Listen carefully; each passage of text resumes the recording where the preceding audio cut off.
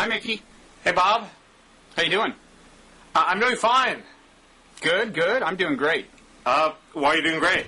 Got a little addition to our household that I'm pretty excited about. A jacuzzi? No, we got a dog. Really? Yeah, yeah. Hey, Fraser. Come here. Come here. Oh, yes. Come here. Let me show you the blogging head's audience. Yes. I hope he doesn't, I'm not sure he trusts me yet, so I hope he doesn't try to kill me or anything. Look at this puppy. Oh. I'm with him. What do you mean? You don't trust me either? How's the joke, yeah? Mickey, this is one cute dog we're talking about. What kind of dog? Well, that's an interesting question. It was billed as a poodle. We now have reason to believe that was not true. We got it from an animal shelter. Oh. And in fact, plucked it off of death row. This was an animal shelter that does liquidate its inventory. But we saw his picture on the web and fell in love with him. And they had named him Fraser. But we're okay with that. The animal shelter had named him Fraser. And he has no obvious characterological defects? No major issues. I think maybe some, large man mistreated him once, because sometimes when a large man approaches, he cowers a little. Yeah. He's had kind of a rough life. But he is he's basically a great dog, right, Fraser? Now, do you see, look at yourself. See yourself? Who is that? Who is that? That's the Fraser dog. So anyway, we like the name because, for one thing, Joe Frazier was a heavyweight champion of the world. And you can't see this dog, but he is extremely formidable. So that's perfectly apt name. I believe you. Who does it belong to? You mean in the family? Like one of your kids? Yeah. Well, collective ownership. I mean, we're left with the family, but Okay. He seems to take a special liking to Lisa, my wife. I'm going to release him now. I'm going to open the door. Can you, Mickey? Can you just spend 30 seconds talking about the perils of foreigners entering the country or something? I'll be right back. Ha ha ha ha. Come on, Fraser. Want to go see Mommy? There you go. While Bob is away, we replaced his regular coffee with delicious U-Ban. Okay, I'm back. That was a tough stunt to pull off. Because I was, but it worked. The dog didn't do anything. The dog didn't slobber all over the lens. Good. I don't think he slobbered. No, it didn't growl at me or anything. Okay, well, distinguishes himself from us. Yep, in both respects. So, do you have any props or anything? I have no props except the usual props. Which is to say you. No, I got the moose. I got the Ann Coulter doll. Yeah. Well, why don't you keep them off stage? I have a noisemaker, but too late for that. Well, tonight will be a good night for the noisemaker because Barack Obama may be celebrating. Once again, we're spending a crucial primary day in a state of ignorance relative to our audience because we are, in fact, more than ever. I mean, usually when we tape these, the results are rolling in, the polls have closed, but this is, we're taping this one earlier, so by the time anybody sees this, it will be irrelevant unless we deal in timeless truths, and we're going to try to do that and not say things but we're irrelevant. We're going to assume that Obama has wrapped up the requisite delegate majority. He's rolling up the superdelegates even as we speak. Well, right? according to the AP, he hasn't. He's harvested a huge number of superdelegates today, and he's got the 38 or however many he needs to put him over the new magic number. So are we going to assume that that's happened? We can assume that. There are conflicting reports on how concessionary Hillary's speech is going to be. Well, I don't expect it to be that concessionary at all. I mean, one fallacy in the campaign has been that, they desperately need a dramatic moment tonight. And isn't one of the corollaries of the long campaign is that any one dramatic moment, in fact, doesn't have that much lasting impact? If you look at the things that have had the most lasting impact, there are little offhand comments that people have made to bloggers or YouTubers, like Clinton's Jesse Jackson comment after the South Carolina primary, or Obama's cling and bitter comments to Mayhill Fowler, or, in fact, just this past week, yet another comment to Mayhill Fowler of the Huffington Post attacking Todd Purdom of Vanity Fair as a sleazebag. Yes, I want to talk about that at some length. But anyway, so I don't think tonight's magic moment or Hillary's concession or whether it drags on another week or another month makes all that much difference in November. Well, and in a way, what does the concession matter? I mean, her only hope in staying in is that Obama gets caught in just, on some epic scandal, basically. Doesn't have to be an if that happens, the superdelegates are free to change their minds regardless if if it's that epic, she will be drawn back into the conversation, I think. And the superdelegates can always change their mind. Well, right. I mean, one theory is that she's trying to use her concession to force her way on the ticket. In other words, I won't come back nice unless you put me on the ticket. And that's where this Vanity Fair article comes in, I think, because it helps put the kibosh on any thought of that, because obviously... you want to talk about that now, or is that not a good idea now? No, it's fine. It's interesting. I hadn't thought about it in that light. And then we'll talk about the other shoes that might drop on Obama. But it's weird when you read this article in Vanity Fair. Well, how would you summarize it, first of all? Well, it's sort of everything that's wrong with Bill Clinton. What the thesis is, what's the matter with Bill, and we suspect, it has no goods. There's not really any dramatic new information here. The new goods is sort of the New York Times McCain version of goods, which is an aide tried to intervene to stop what the aide thought was Clinton's womanizing, but there's no more evidence of Clinton's womanizing than we had before. Right. That is, I would say, a new item. Now, that is attributed to one advisor supposedly tried to stage an intervention 18 months ago to stop his womanizing. That report is attributed to 4 separate, I think, anonymous aides or something. So it is in that sense, richly sourced. I would say one thing. I should say at the outset that I knew Todd Purdom in college and we were both journalists there. I haven't kept much in touch with him. I've talked to him a couple times since. The one thing, So you were fighting for the same ecological niche, so you should hate each other. No, we were actually collaborators. It's a long story. But one, Clinton, of course, has now been caught on audio tape in the wake of this. Bill Clinton, or on digital audio, calling him, sleazebag, scumbag, whatever. You talk about words that no one would have ever applied to Todd Purdom. He just was kind of such a straight arrow. And one thing I will say is, there are one criticism of the piece is that it relies very heavily on anonymous sourcing. And there are pros and cons to anonymous sourcing and reasons it's sometimes valuable. But one of the complaints about it is that, for all you know, the person is making the stuff up. One thing I think I can confidently say about Todd Purdom is he's not making the stuff up. And I would not say that about every well-known journalist I'm familiar with. Yeah. But he is not making stuff up from anonymous sources. I've had good experiences with him. He's testy, but when he argues with you, he argues straightforwardly. You have no doubt about what he thinks, and testy is something he wasn't in college. But I think if he's testy now, he's earned it by becoming a star New York Times reporter. Well, he also admits he makes admissions against his own interests. So that's indicia of honesty. He was an earnest and honest guy. But he seems a little angry in this piece. He describes Clinton as excessively angry, but he seems a little angry, perhaps because all his months of legwork have produced an article that was supposed to produce an article about the husband of the presidential candidate, have produced an article that was just published in the nick of time about the husband of a woman who's probably not even going to be the vice presidential candidate. Not now.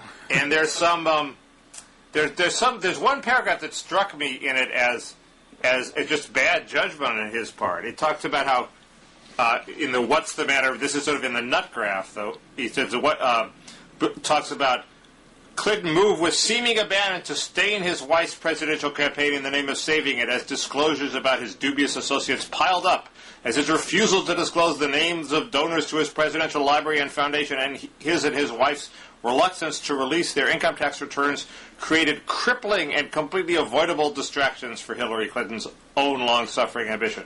Well, first, Hillary's done better as Bill has taken more of a role in her campaign, the second half. Second, the refusal to disclose names of donors to the library was not what crippled Hillary Clinton. Those were not crippling problems. Hardly any attention was really paid to them in ways that would reach the voters. That wasn't the deal. She was beaten by a better candidate.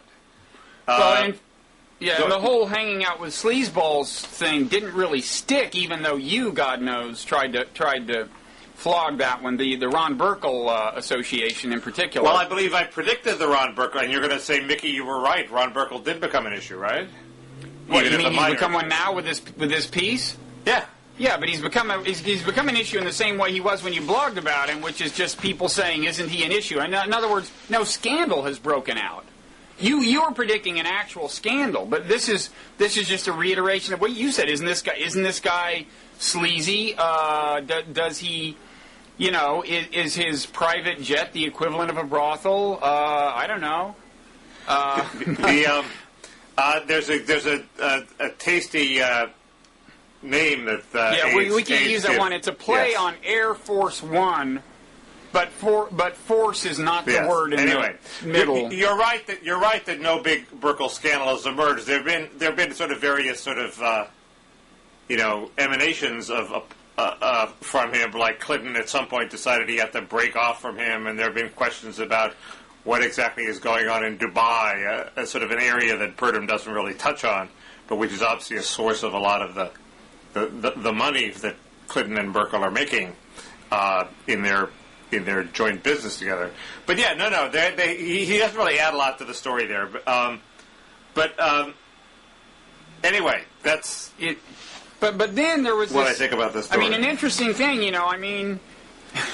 here's an example of something that relied on anonymous sourcing.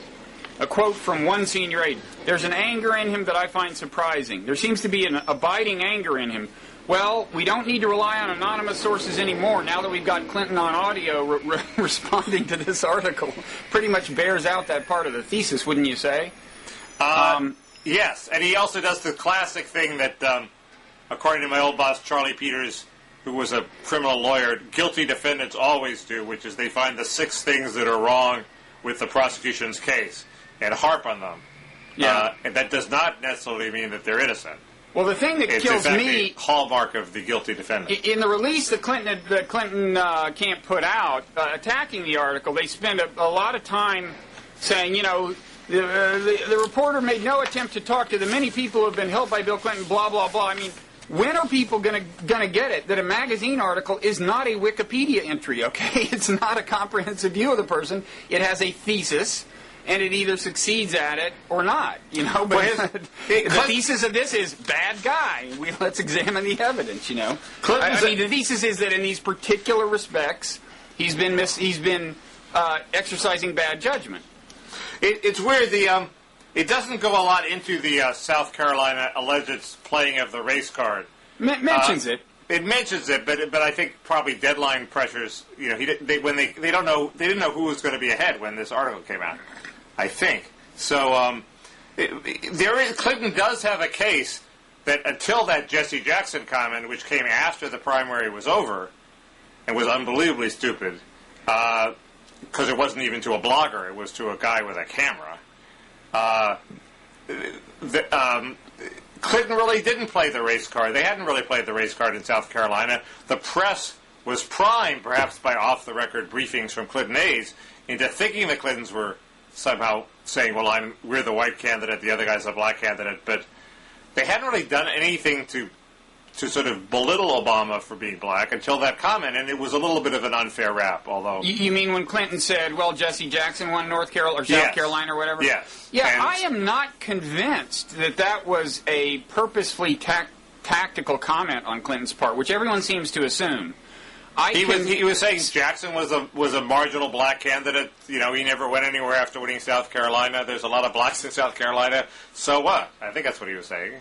Yeah, well, he didn't even say that, right? That was mostly insinuated. Right. I mean, he's not. Didn't he just say, well, Jesse Jackson won in South Carolina but didn't go anywhere or something? Mm-hmm. I can imagine that just coming out. You know, what's interesting to me, everyone talks about the YouTube age that he is not adjusted to, where anything you say may wind up causing an international uproar. I think that's increasingly true. In fact, there was another example this week with Sharon Stone, where she said this thing about just kind of musing, saying, "Yeah, I was thinking, China's been so bad, in Tibet, and then this natural disaster happens, and I was kind of thinking, whoa, is this karma payback or something?" It really was just. It wasn't like. Pat Robertson or Jerry Falwell or somebody saying that some natural disaster or terrorist act is a payback for our homosexuality or something. It was very much just thinking out loud. It wasn't that intrinsically incriminating, but it's a huge uproar, and I guess has endangered her Christian Dior contract and everything. And what's interesting to me is it isn't so much just the technology of YouTube. I mean, part of it is the increasing pervasiveness of things that document utterances and the increasing efficiency with which things in print are recorded and saved, okay? And, of course, Clinton's comments that were caught on audio today about Todd Purdumm are an example of that. But it's also the whole kind of machine, informal machine, spontaneous machine, that combs over this record for things that could be viewed as incendiary by one camp or another, and then brings it to their attention, right? It's how, if 50 people see some clip, and some will send it to somebody they know who would be interested in it, eventually it gets to a blogger, eventually it gets to, so it's just everything is being recorded, and the incendiary impact of everything is being realized.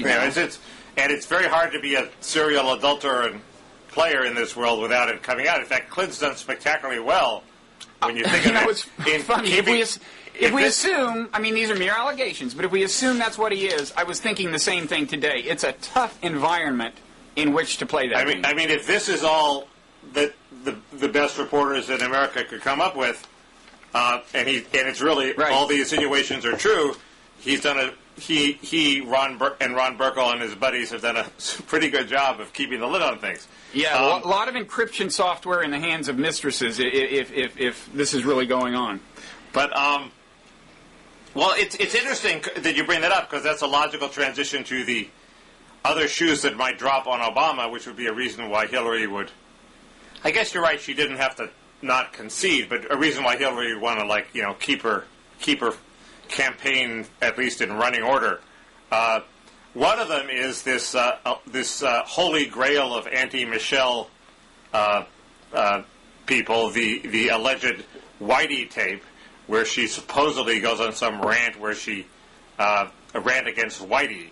In the presence of Louis Farrakhan, is that the story? Well, the most recent version of it has her in the presence of Louis Farrakhan, and as Dave Weigel of Reason points out, how many times could she have appeared with Farrakhan recently and not had anybody notice? But, it's possible that it's an old tape. It's possible that it's a tape made not at the Trinity Church, but at one of Farrakhan's venues.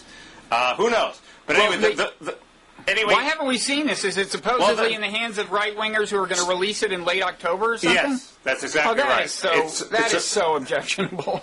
Why is it? It could be true. Why is it so objectionable?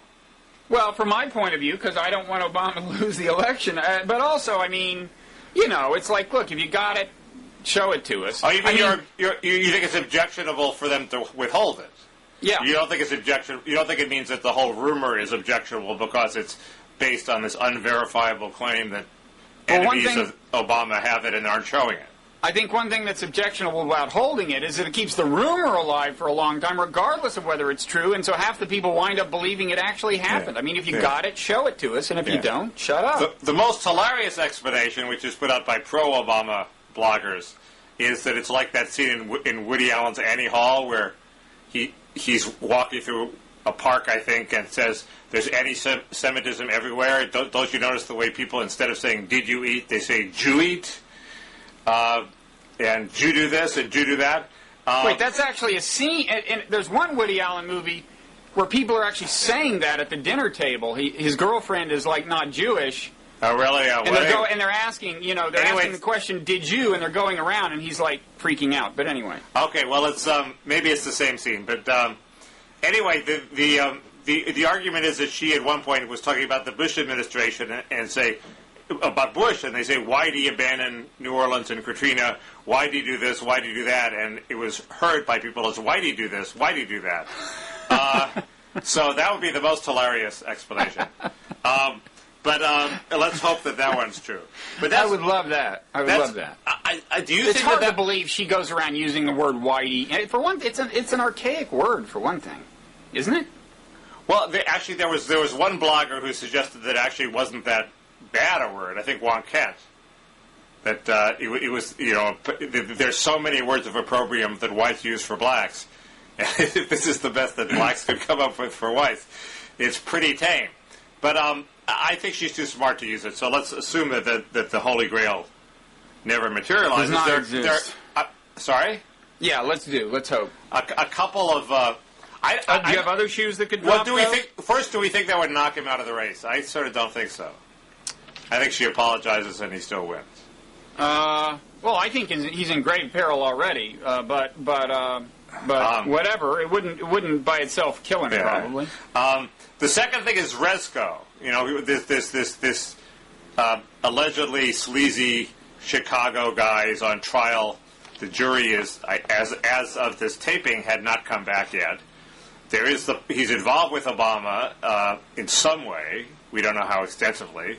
And there's always the possibility that if he's convicted and really doesn't want to spend a lot of time in prison, the prosecution could put the screws on him to deliver up a more famous person and incriminate them. And who's the most famous person he could deliver up? Well, he could deliver Barack Obama, fraudulently or legitimately. So that's one of the shoes that might drop. There might be some more stuff with Obama's church. Now, I should go on the record as saying, my brother has pointed this out to me, I didn't think what this Reverend Flager said was so awful. I thought it was kind of funny. It was, Hillary does act like she's entitled. She was, she did, talk about the hardworking white voters. She gave him enough to base that routine on. He was running around saying, "Oh, Hillary's saying, how can this black man take this nomination from me? I'm entitled. I'm white." Well, you can say that about much of this whole scandal. I mean, when Reverend Wright says 9/11 was the chickens coming home to roost, well, there are serious thinkers who say that foreign policy missteps over the past several decades had increased the chances of something like this happening. Okay? But what about the government? That's another way of saying it's the chickens coming home to roost. What about the government creating the AIDS virus? What about the government creating the AIDS virus? Well, if you look at what he actually said when he supposedly reiterated that, what he said was, when they do a government that did, the Tuskegee thing, where they intentionally infected blacks with syphilis. That's when he reiterated it. But when he reiterated it, right? Well, the original thing. No, I didn't say all of the stuff that Reverend Wright said was objectionable. But the point is, the stuff that is radical and outside of mainstream opinion was lumped in with some stuff that isn't intrinsically radical, and he caught flack equally for all of them, right. And nobody made the kind of fine discriminations you're making now for this Catholic guy. I agree that Reverend Wright, in retrospect, is seeming more benign than he seemed at the time. It's a little late for you to tell us that. Well, Mickey. no. My problem with Wright has never been the sensational comments, the "goddamn America" or the or even the AIDS thing. It's the core of his allegedly good message, which is that blacks are the continual victims in society, and that's the point that Obama rightly criticized him for. That's the problem with Wright. Otherwise, he seems like a sort of perfectly. No, that's exactly not what got Obama in trouble about that. A funny, interesting guy with with heterodox views, like the view that black brains are different than white brains, which I don't share, but and which I was wondering if would think you would put that in the controversial category. But Yes. but I don't hate him for that. I mean, if he wants to explore that, if he and Charles Murray want to go off and explore that,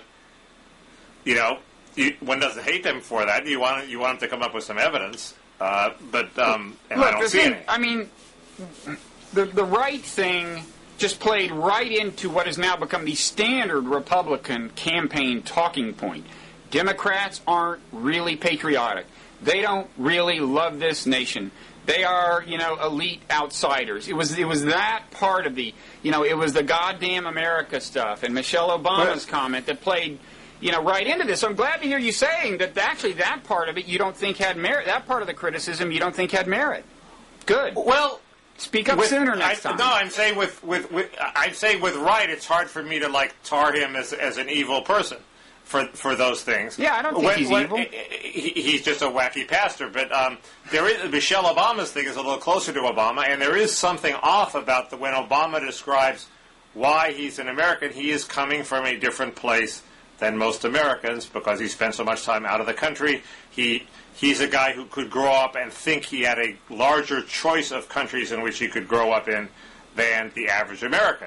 I don't think it's just that it's a little more cosmopolitan. When he describes why he loves America, he doesn't say, "It's my country, damn it, I love it," which is what most Americans would say. He says, "No other country would have done all this for me," which is a little bit of a self-centered, weird view, and it's a little off. He's going to have to fix that, I think. Well, I don't know, but I mean, I don't know how self-centered it is to say that. I do think that the fact that he spent some time outside of America is not the only reason he has a different perspective. I think part of it is that he's black. I think the average black American, for understandable reasons, does not have quite the uncritical association with this country that a lot of whites think should constitute patriotism. I don't think and I think that could be an asset because I think that kind of, mildly alienated, not a word I'd recommend him using in his campaign literature, but that kind of mildly alienated perspective can help you see America the way it is seen from abroad. And that's been totally lacking. I agree, but when Republicans say he's not patriotic, they are focusing on that difference, which you concede exists. So it's not a completely phony charge.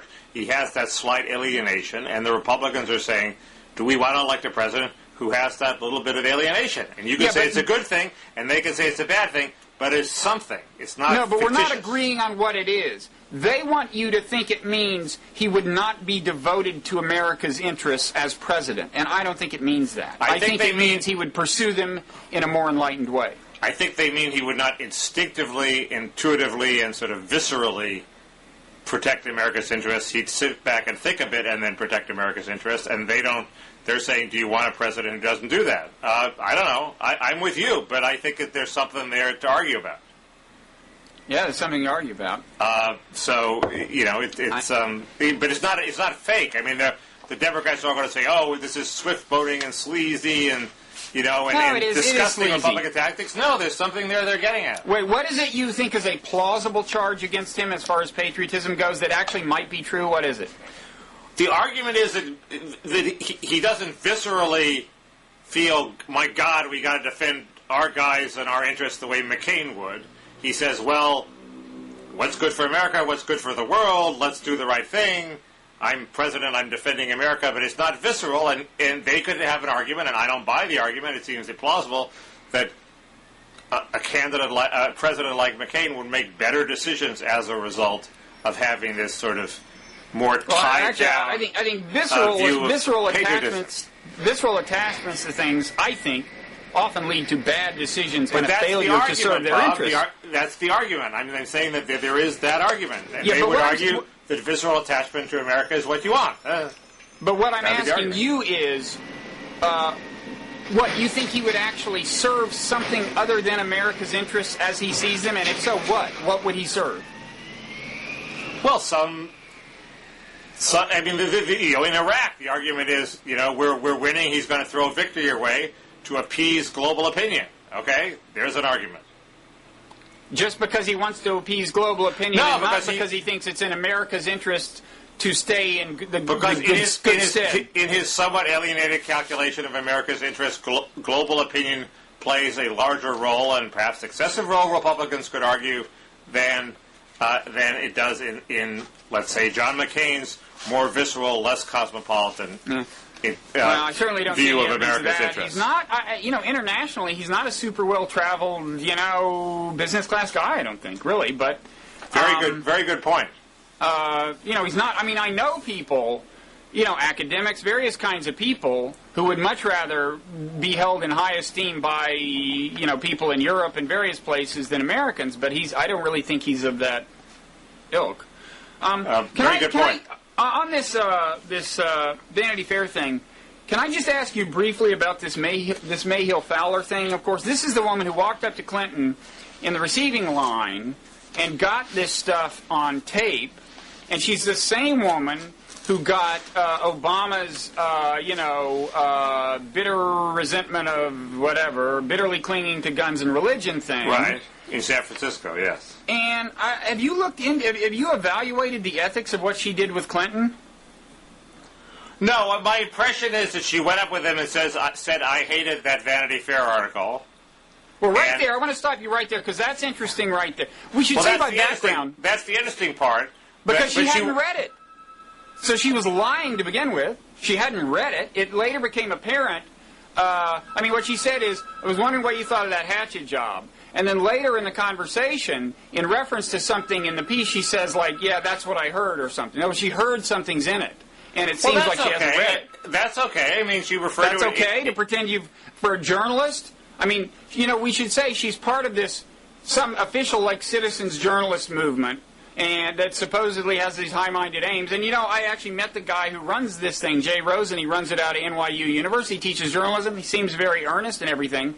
But I increasingly don't see how... it seems to me this woman's main role is to just be an eavesdropper and a kind of wiretapper, and under false pretenses... he thought he was having a private conversation. She misrepresents her knowledge about an article in the course of luring him into venting about the article. He presumably is unaware that he's being taped, right? You don't know that she doesn't think it's a Hatchet job. She's a Democratic contributor. Mickey, if I'm interpreting the transcript correctly, she had not read it. But because there's a point in there a lot of where people. I only read it 2 minutes ago, Bob. Yet I had formed an opinion about what it was because I read summaries and heard summaries and people have talked about it. You can't know something's a Hatchet job until you've read it. Well, yes, anyway, maybe I'm going too far. But do you not accept that if any of the and look, maybe she'll claim the recording device was in plain view, although it's obvious that if it was, Clinton didn't see it. Look, and she didn't tell him she was a journalist. So what I'm asking is, if my characterization turns out to be right, and it could be wrong as facts emerge, do you think there's anything wrong with that? Do you think that's a legitimate part of some high-minded movement to prove that citizen journalists are as good as real journalists? I do think it's legitimate. Listen, I thought in law school there was a Jimmy Hoffa case where somebody said something to somebody and it was, recorded, and I thought the case was wrongly decided because they decided that the person had an expectation of privacy. So I think anything anybody says to anybody, unless it's explicitly off the record, is on the record. So and might be potentially broadcast to the world. That's especially true if you're a former president campaigning for your wife for president on a rope line. Anything you say is public, unless there's a specific agreement to go off the record. One thing she has accomplished, both with the Obama instance in this, is driven home to Obama and Bill Clinton. This is the age of transparency. If you have something private, and you want to say to somebody, make sure you're married to them, and then get in a canoe and row out to the middle of a very large lake and whisper it to them. Anything you say can nail you. There's no doubt that Mayhill Fowler has contributed to our knowledge of both Obama and Clinton. Well, right, but in a way, here's my question. I think the citizens journalist movement has these high-minded pretensions. I'm not sure, but in a way, here's my question. If it turned out that Todd Purdom, in the course of writing this Vanity Fair piece, had walked up to some Clinton aide, and they didn't even know he was a journalist, and he had a recording device, and then they quote this aide by name, saying, yeah, he sleeps around, would you say that's a breach of journalistic etiquette? No, it happens all the time. It does not happen all the time. It's happened to me. New York Times reporters don't do that. I mean, serious mainstream journalists don't do that. It's happened to me. When you run into Lloyd Grove at a party, he's a tall guy. He's dangling his notebook. He is a gossip columnist. He's dangling his notebook somewhere around his knees. You say something embarrassing, boom, all of a sudden there's a notebook there, and you're on the record. Mickey, it's your fault. Mickey, it's not his fault. It's your fault. Mickey, every time, A, he's a gossip columnist. B, every time he's talking to you, he has been under the correct impression that you knew he was a journalist. But he's a friend of mine. So what? He's a journalist. This is not comparable at all. The line blurs. He's totally behaving well, but I don't... When you say something to somebody, you are saying it. You're responsible for your words. This has happened to you multiple times? This has happened to you multiple times with Lloyd Grove? I would say 1.5 times. But it's happening with other people. If you say things... And this is sort of the Luke Ford problem. There's this guy Luke Ford who runs around reporting verbatim, accurately conversations that he has with people and all. But eventually, so many people said, "Luke, you're not recording this, are you?" That he couldn't do that anymore. And that's what's going to happen. Oh, that's different from I don't know. I look. It is different. I don't know. It is different. This is much more legitimate. If you're a campaign aide, you're on alert that anything you say is potential trouble. Okay, finally, in this Mayhill Fowler thing, was there part of it? Did you read the transcript closely and listen to what he said? No, I did not. Well, take a look, because it seems to me that there's part of it where he seems to be talking about Obama, and no one has noted this, where he seems to be saying Obama is behind all these stories. He almost is saying Obama put Todd Purdom up to this. There's this point where he said, here's what he says. He says, he's been so far he has been referring to Purdom. Then all of a sudden they had all these people standing up in this church cheering, calling Hillary a white racist, and he didn't do anything about it. The first day he said, well, because that's what they do. He gets other people to slime her. So then they saw the movie, they thought this is a great ad for John McCain, maybe I better quit the church. Well, I can only be Obama. Maybe I better quit the church. And you read that backwards. And then the other odd thing about this is Mayhill Fowler,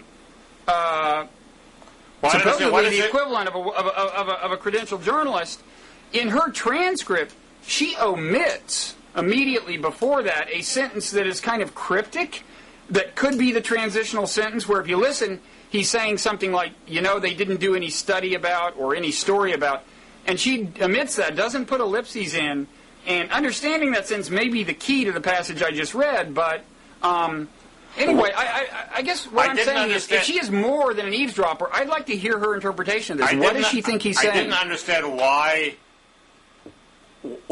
is that passage Clinton trashing Obama in a way that's not obvious? There was something with a pronoun, then Obama wanted to quit the church. Why is that anything other than what is obviously on his face, which is he's saying, I didn't understand your interpretation of that. I have not yet heard anybody interpret this sentence, he gets other people to slime her, as meaning Obama gets people to slime Hillary. I have not. Maybe I'm missing something. Have you heard this story cast that way? Bill Clinton accuses Obama of getting people to slime Hillary. The headline I've seen is he says mean things about Todd Purdom. And I'm saying the only interpretation I can see of this phrase. And you're saying that the Todd Purdom article is one of those slimy things that Obama would get people to say? Well, I encourage you to read this, to listen to it and figure it out, and read her transcript and figure it out yourself. Well, but I don't know, its meaning seems obvious on his face. Clinton is saying that Obama gets other people to slime Hillary. I mean, but if he's saying that, is there any? But Mickey, if he's saying that, that's the story. That should be the headline. That's bigger than complains about some journalist. Oh, I don't think so. I mean, it's obvious that Obama aides were encouraging people to look for the Burkle and the sex and Mickey, the question and that's what aides and campaigns do. And if you're guilty, you say you never answer the charge. You say, look who's spreading it. So that's Mickey, what Clinton's doing. I'm not saying it's news that either candidate might use Oppo research to get out bad stories about the other. I'm saying it's news when either Hillary Clinton or Bill Clinton or Obama makes that allegation that the other candidate is behind stories that are sliming the person. That would be news. So far, none of them have said it, I think. I'm 90% sure Clinton has made that charge before. I disagree with you that that's the news, and he's obviously referring to Graydon Carter. He's saying Graydon Carter is pro-Obama, so he's writing this hit piece on me. I mean, that's probably true. He's not an idiot. So you're saying he's not talking about Obama? No, I think he said the Obama camp and Carter, and they're all spreading this is all pro-Obama propaganda. It's a standard guilty man's look who's making the charge. Yeah. You know, look at Kenneth Starr. Never mind that the gist of what Kenneth Starr said was true. Well, anyway, I encourage people to listen to the tape. We'll link to it. Read Mayhill Fowler's transcript, which is missing this weird fragmented sentence that's hard to interpret. Does she have the part where she baits him into, where she talks about a hatchet job? Does she reprint that? Yeah, it's all the audio is complete. Okay. Yeah, she starts off saying, "What'd you think of that hatchet job?" Huh. Interesting. Okay. The Mark Cooper, who's the West Coast guy who runs that operation, is a guy of high integrity. Of what operation? The Huffington Post Jay Rosen off the bus citizen journalist operation. Okay. That publishes Mayhill Fowler. So I don't think. Well, like I said, I mean, Jay Rosen seems very earnest and serious. I think there are serious intentions behind that. But I would like to hear from a serious journalist. Are they defending her journalistic technique here? No reputable newspaper would let a reporter do this. Are they saying the rules have changed or what? I just want to know. Of course they're going to attack her technique because they're credentialed journalists and they think reporting should be restricted to credentialed journalists. I mean Jay Rosen, journalism professor at NYU, who runs this program. I would like to hear his view on whether her tactics are legitimate or not. I'm sure he'll defend it. Well, I'd love to hear it. Well, it would be an interesting argument to hear him make, that there are different standards that apply to amateur versus professional journalists. No, they're the same standards. Well, I doubt. Well, okay, I'd love to hear. Maybe he'll come on and tell us.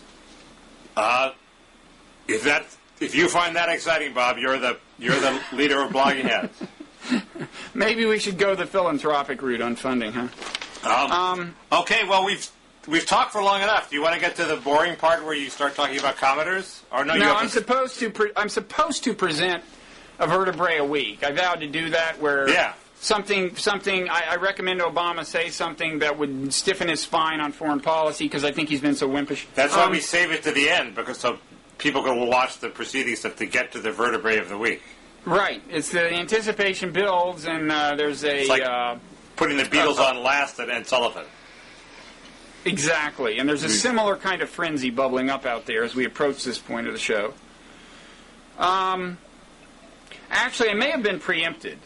I was going to talk about what Obama should say about Israel, because, so far his approach, there's this whole kind of whispering campaign that Obama wouldn't support Israel, and so far his approach has been to kind of say, no, Israel's a wonderful country, a staunch ally, and so on, and it seems to me repeating it has roughly the effect of some guy saying, I continued to deny allegations that I beat my wife. I don't know. To me, it's just not working. To address it in this kind of very formulaic way, it only draws attention to the allegation, right? I don't know. What do you think about that? So what should he do?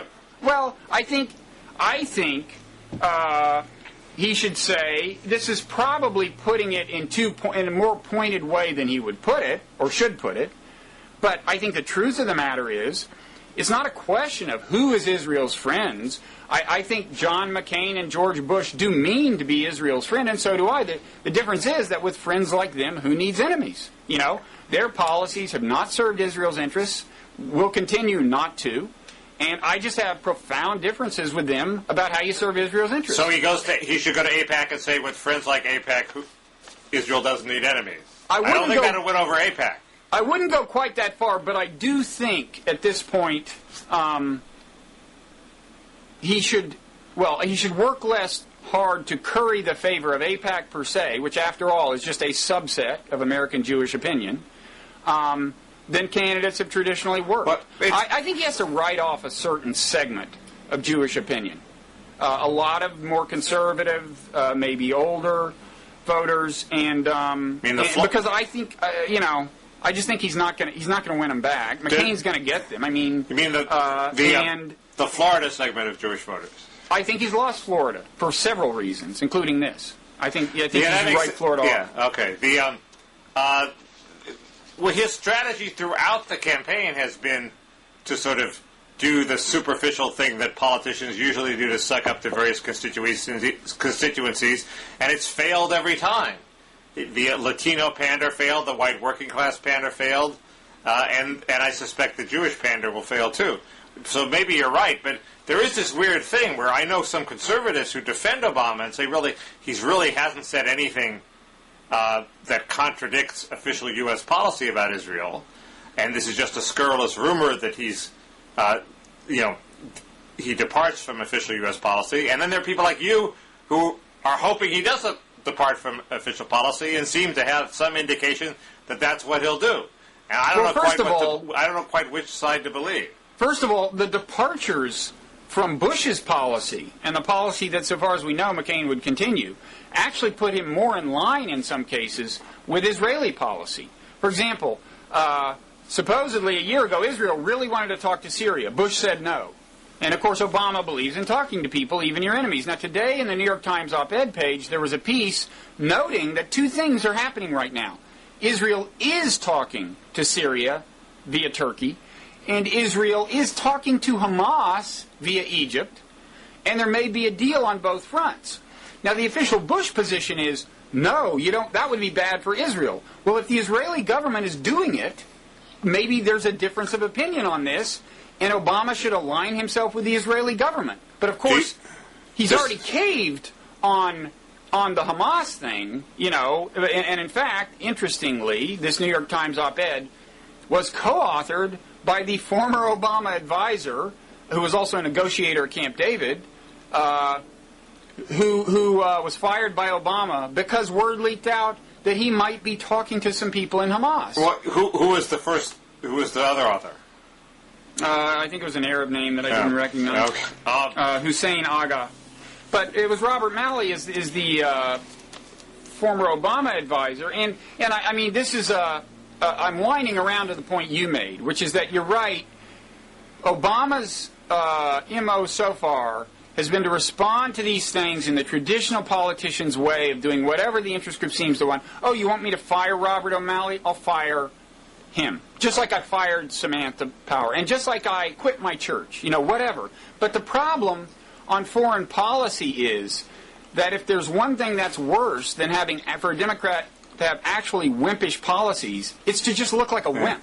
And that's what he looks like when he does this kind of stuff. He just keeps backing off and saying, I didn't really mean I'd talk to the Iranian president. It's not working. I keep waiting for the Onion headline, Obama announces he's no longer black. For the pivot for the fall campaign, he decides, well, I'm going to emphasize my white half now. Yeah, that would be a big pivot. After long personal reflection, I've decided that I'm not black anymore. Can I say one more thing? Yes. The Obama, they may be moving in this direction. I may have been preempted by them because in response to McCain's AIPAC speech, in which McCain pulled out all the stops, McCain says it's hard to see, in terms of Obama seeming to want to talk to Ahmadinejad. McCain says it's hard to see what such a summit with President Ahmadinejad would actually gain, except an earful of anti-Semitic rants and a worldwide audience for a man who denies one Holocaust and talks before frenzied crowds about starting another. That is an effectively written sentence. But the Obama campaign countered that Mr. McCain, quote, stubbornly insists on continuing a dangerous and failed foreign policy that has clearly made the United States and Israel less secure. That's what he needs to elaborate on, and he can do it in a million ways. The Iraq War has made Israel's true biggest enemy in the region, Iran, much more powerful, much more influential with Hezbollah and probably with Hamas and so on. But he just needs to flesh out the critique and do it. And he can't keep playing defense. Well, that's one of the general big critiques of Obama, that he's a wuss. Well, on foreign policy, that's where it really takes a toll, when the generic suspicion of a Democrat, to begin with, is that he's a wimp. For Obama to keep retreating and retreating and retreating. I have no argument with that. Once again, we are in agreement.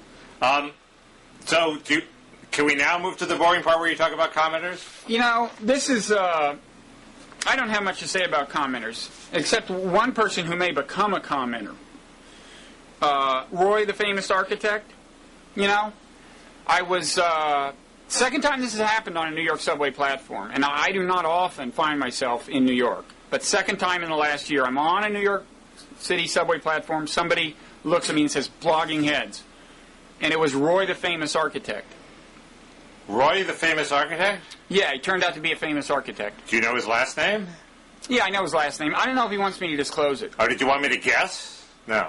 Well, by famous, I just mean that now that I've mentioned him on Blogging Heads, he's famous. He may have been famous before, I don't know, but he certainly is now, wouldn't you say?